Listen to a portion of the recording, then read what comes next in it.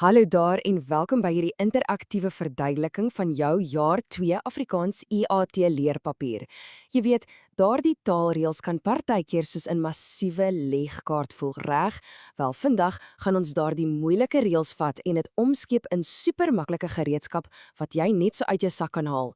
Kom ons spring dadelik in. Nou, voordat ons met die woorde begin speel, hier is ons absolute goue reël vir die begripstoets. Lees eers die storie 2 keer deur. Ek weet, dit klink na baie ekstra werk, maar hoekom sê ons dit? Want as jy dit eers rustig deurlees, beloof ek jou, jy gaan daardie antwoorde soveel makliker raak sien. Jy is immers, soos daardie uil sê, tot wonderlike dinge in staat. Reg, kom ons kyk vinnig na ons roete vir vandag.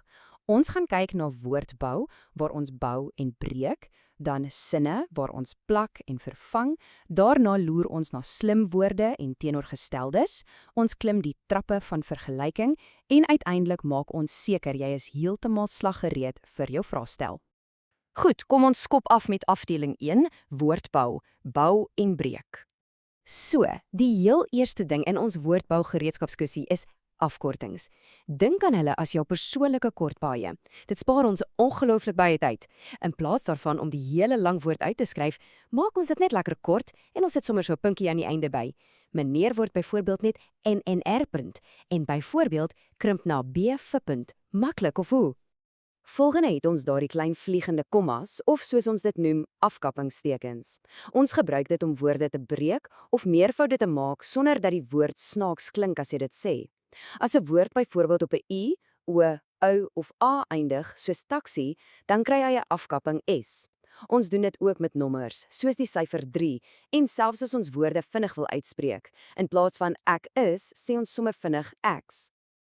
Nou kom ons by een van my gunstelinge, samestellings. Dis letterlik soos 'n wiskundesom, maar vertale.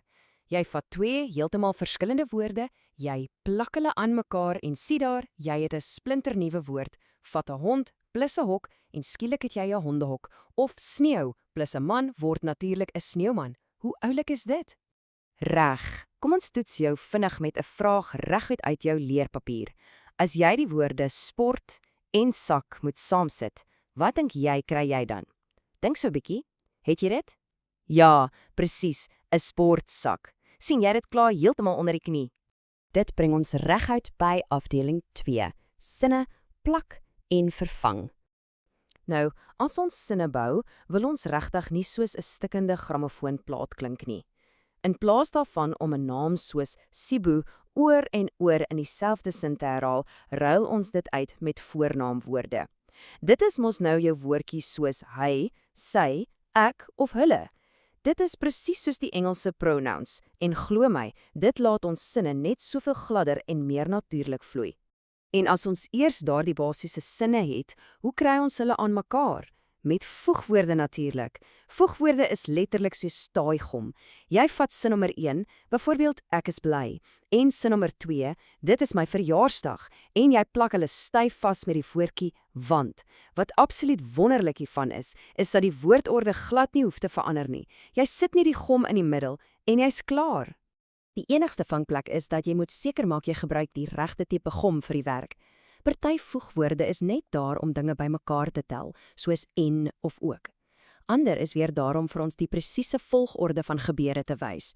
Byvoorbeeld, eers doen ek my huiswerk, dan eet ek aandete en daarna kan ek 'n bietjie buite gaan speel. Dis alles baie logies.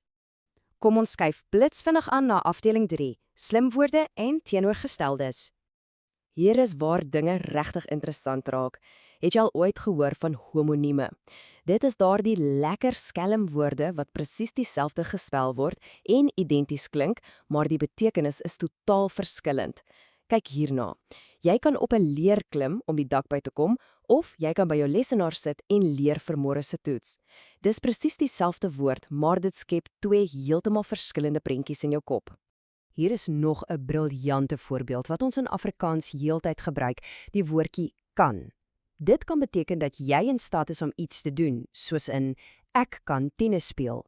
Maar wag, dit is ook 'n fisiese houer. Dink aan 'n boer wat vars melk in 'n kan gooi. Daarom is dit so absoluut krities om altyd die hele sin te lees sodat jy presies weet watter een ter sprake is. Aan die ander kant van die spektrum het ons antonieme. Dis eintlik net 'n fancy woord vir teenoorgesteldes. Dit is woorde wat as te ware mekaar se vyande is. As iets byvoorbeeld nie lank is nie, wel, dan is dit kort. As jou hande nie meer vuil is na jy met modder gespeel het nie, dan is hulle skoon. So eenvoudig soos dag en nag. Reg, dit is weer toetstyd vir jou. As jy die woord maklike in 'n sin sien staan en jy moet hom uithaal en dadelik vervang met sy antoniem, watter woord sal jy kies? Dink gou. As 'n eksamen nie maklik is nie, dan is hy ja, moeilik, verseker. Jy doen regtig uitstekend hiermee. Tyd vir afdeling 4. Ons kyk na die trappe van vergelyking. Hierdie afdeling is superhandig wanneer ons verskillende dinge met mekaar wil vergelyk. Al wat jy moet doen is om 3 trappies in jou geestesoog te sien. Op die heel eerste trap beskryf jy net iets normaalweg. Die hond is groot. Dan klim jy 1 trappie op en vergelyk hom met iets anders. Die hond is groter as die kat. En heel bo op die laaste trap, daar staan die wenner. Die hond is die grootste. Die goeie nuus is dat die meeste woorde reëlmatig is. Jy plak letterlik net 'n R of ste heel agteraan. Soos vinnig wat na vinniger en dan vinnigste verander. Maar pas op, ons het 'n paar vormveranderde skelmpies daar buite. Sekere woorde verander heeltemal. Die woord goed kry byvoorbeeld nie net 'n agtervoegsel nie, hy verander in beter en uiteindelik die beste. Wees altyd op die uitkyk vir hulle want hulle probeer jou uitvang. En so kom ons reeds by ons laaste afdeling, afdeling 5. Jy is slaggereed. Sjoe, kyk net na die ongelooflike arsenaal wat jy vandag opgebou het. Jy weet nou dat jy altyd jou begripstoets-storie 2 keer moet deurlees vir ekstra veiligheid. Jy kan met gemak nuwe woorde bou, jou sinne mooi vasgom met die regte voegwoorde, fopwoorde soos homonieme van 'n myl af uitken en met groot selfvertroue dinge teen mekaar opweeg met die trappe van vergelyking. So, met al hierdie kragtige taalgereedskap nou stewig in jou brein gepak, is jy reg om daardie oefen by die huis vra heeltemal te verpletter. Ek is absoluut seker jy is. Gaan wys vir jou onderwysers presies wat in jou steek. Maar kom ons sluit af met hierdie gedagte. Die volgende keer as jy 'n Afrikaanse storie lees of selfs net in die klas na iemand luister, watter onsigbare taalgeheime dink jy gaan jy skielik raak sien wat jy voorheen heeltemal gemis het? Sterkte met die leer.